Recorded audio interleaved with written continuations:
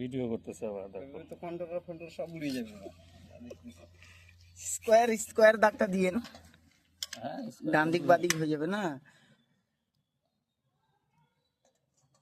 আমরা ইলেকট্রিশিয়ান, বুঝছো, ইলেকট্রিকের কাজ করে বুড়া হয়ে গেলাম। হ্যাঁ, আমরা শিখতে পারিনি। কি যন্ত্রপাতি লাগবে তোমার আমার কাছে যা আছে তোমাদের কোম্পানিতেও নাই। এই নাও, মেজারমেন্ট মিলাই দিছি তাকে তাকে। সুন্দর হয়েছে, সুন্দর।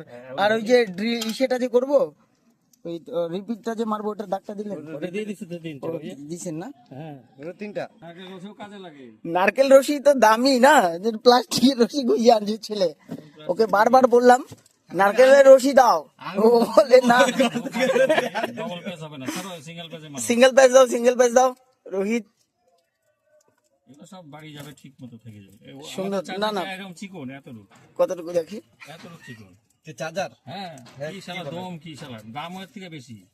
ওইটুকু চার্জার হয় নাকি? হ্যাঁ, তাহলে এই যে আপনার এটা কিন্তু বাইন্ডেও দিলাম।